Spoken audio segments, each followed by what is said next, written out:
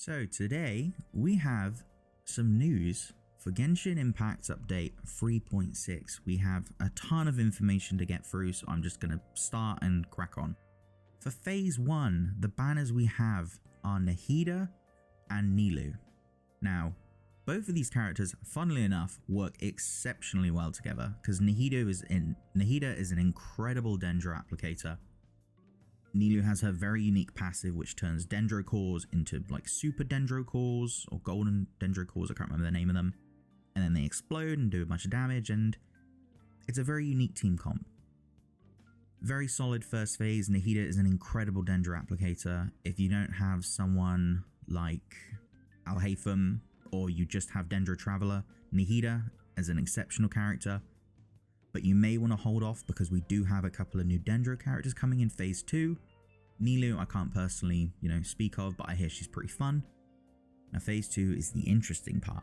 We have 2 new characters to enjoy. We have Baizu, who is green-haired snake boy. We've been waiting forever for this man. He looks cool. I don't know about his gameplay. I've not seen the gameplay yet, but it sounds interesting. Again, we have Ganyu. Ganyu gets so many reruns.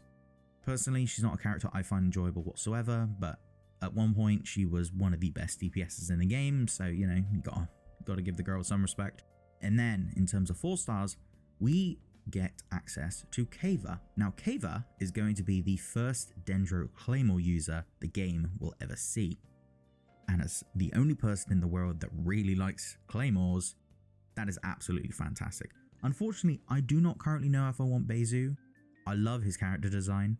And I love the snake. I don't know about his gameplay yet, I've not looked at it.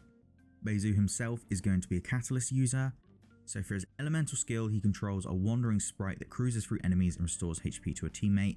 Don't know how much DPS that's going to end up doing, but obviously there's a bit of a healing element to it. Elemental burst creates a shield, which is interesting because we now get another shield user. When a shield refreshes or is broken, not only will it provide healing, but it will also deal Dendro damage to enemies. When a shield refreshes or is broken, not only will it provide healing, but it will also deal Dendro damage to enemies. Okay, fairly standard shield with an explosion mechanic, I guess. And then his passive, when he's in the party interacting with certain harvestable items, will heal your current active character. I'll be honest, that is the most useless passive I think I've read in quite some time. Healing is not very important.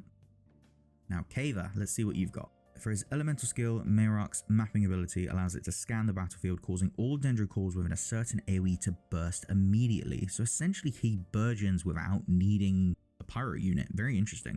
When Merak completely releases its energy, it converts Kaveh's damage to Dendro damage and increases his combat capabilities. Interesting. So I believe Merak's like a little drone thing that Kaveh has. I'm not entirely sure. That's kind of the impression I'm getting. For his exploration talent, when Kaveh crafts landscape, building and courtyard type furnishings, he has a 100% chance to refund a portion of the materials used. I mean, I'm sure that's nice if you're still into building your Serena teapot and stuff like that. I gave up doing that a long time ago. Passive talent. Kaveh will regain HP when taking damage from a Dendro core explosion. Now this, I read this and I was amazed because one of the biggest problems with Bloom without the hyper is that the Dendro core explosion is pretty rough on whoever you have on the field. Now, if you have a character that ignores that and even heals from it, the possibilities just increase. So for instance, if you've got Nilou or Nahida or Alhaitham, doing a bunch of Dendro stuff, we've created a bunch of cores, and you've got Nilou, making them big, very big damaging explodey cores. Part of the problem with the Nilou team is that you kind of take a lot of damage.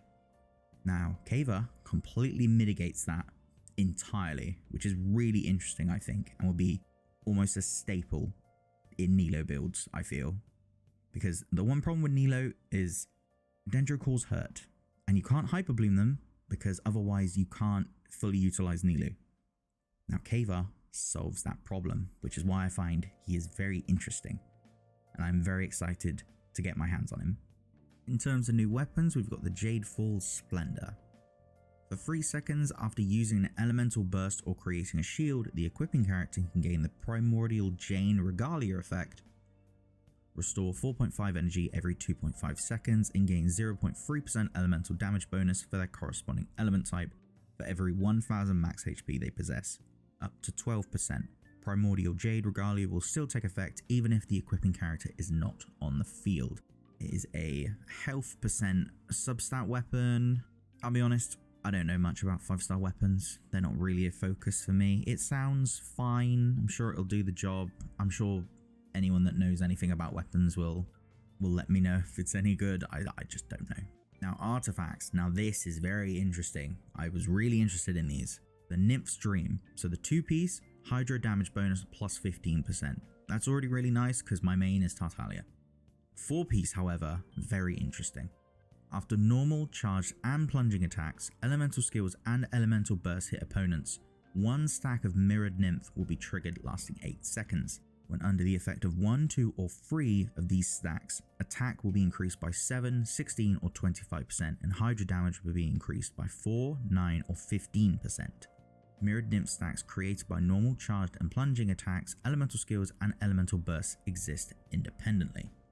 Now that I've just reread that, so this could be taken in one of 2 ways. So when it says, depending on the damage type, the stacks exist independently, does that mean if I do 3 normal attacks, I then have 3 stacks of Mirrored Nymph, and then if I do 3 charge attacks, I then have 3 stacks of Mirrored Nymph, but they're separate, so then the stack stacks on top of the stack? So then instead of 15% Hydro damage, it would be 30? Or does it just mean I need to do elemental skill 3 times to get 3 stacks, or 3 normal to get 3, and then whichever one gets the 3 first, that's the one that has the stacks? I'm not too sure.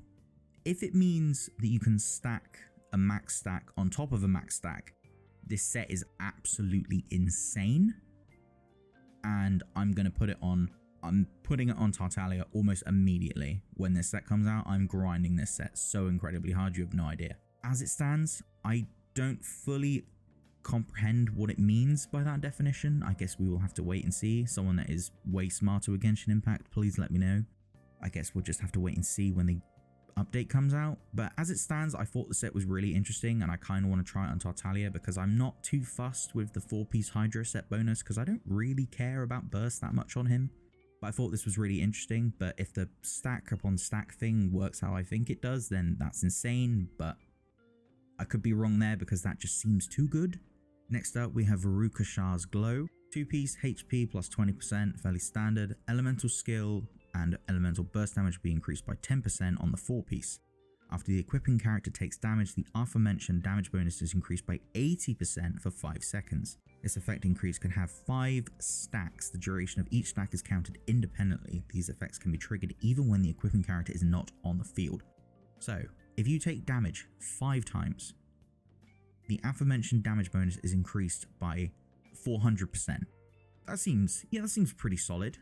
I can't immediately think of a use case for this for me personally. I'm sure there's going to be an amazing build for it out there somewhere. My brain just cannot compute on what this would be good for at the minute, but I can see it having some uses. Unfortunately, I'm just not smart enough to figure them out. That's the weapons. Next up, we've got new bosses and enemies. So first up, we have the Dendro Dragon. Now it says the Dendro Dragon is a new boss. I don't know if that means world boss or not, because looking at it, it has 3 different phases, which, I'll be honest, if a regular boss has 3 different phases, I'm gonna lose my mind. I'm kind of hoping it's a world boss. If it's not, sounds like a lot of work, but essentially you kind of have to like look after the dragon, you beat it up, and then it needs to heal, and then you sort of clean it of its infection, and then it has a 3rd phase where it just beats you up even more.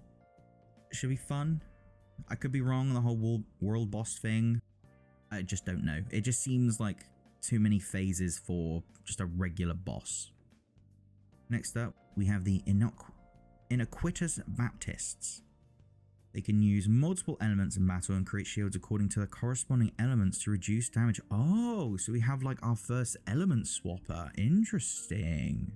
That sounds really annoying, but you know, makes for some more unique gameplay, I suppose.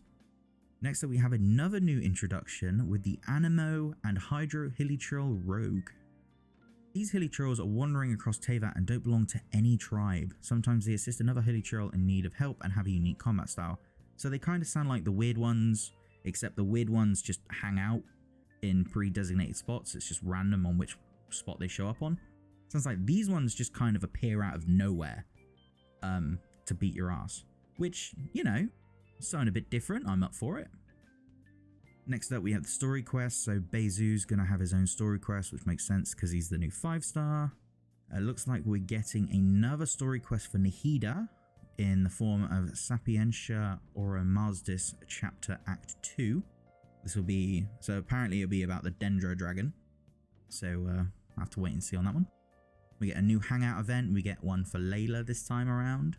And in terms of events, we have a Parade of Providence. It looks like we will be winning a free copy of, I think her name's Farazan, which is fantastic because as someone who does not have Farazan, I would love to add her to the team because she seems like a really fun animo unit, but I didn't pull for her because I was saving really hard. So we have one event that has this sort of astro mini puzzle thing where it looks like you have to complete the correct image and get the right sort of star formation. Next one is where you kind of fiddle about with the Serena Teapot like building apparatus to create a bridge, I think it says. And you have to use the least possible materials. Again, not an event I really care for. And we have one event where an activity you use a gadget to detect relic replicas. So I'm guessing you just walk around and press Z whenever you find anything. There's also like a story section. We got, you know, just regular combat challenges. And then some weird rhythm game, quite possibly, is part of that event's mini games. And then next up for the events, we've got something called Fulminating Storm. Something to do with assembling the Weenut Slayer cannon. Guessing you just shoot stuff with a cannon. I don't tend to pay too much attention to events. Number 3, we've got the Brewing Development. It's a combat event by the looks of things. You need to complete 3 consecutive combat rounds. During each round, the system will randomly activate 1 or more possible effects at a set interval or time. We get the standard Overflowing Mastery, and that's fairly standard. Double drop for talent books. It looks like it's going to be this time around. The Recollector's Path. There'll be an event for you to help train this creature called Sorush.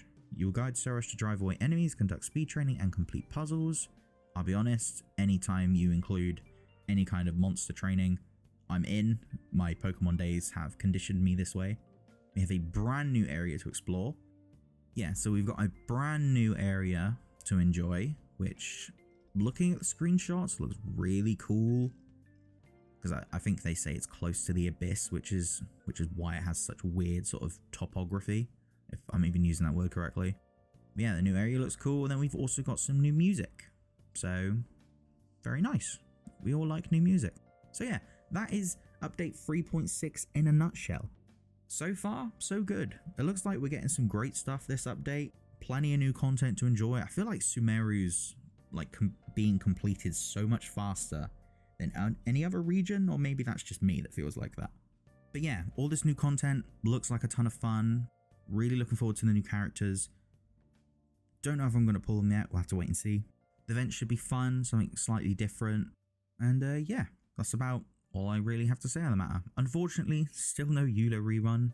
Seems to be the meme that Eula is never getting rerun ever again, but I'm sure there'll be enough discourse for Hoyoverse to eventually go, maybe we should actually rerun this character that people have been joking that is never going to get a rerun ever again.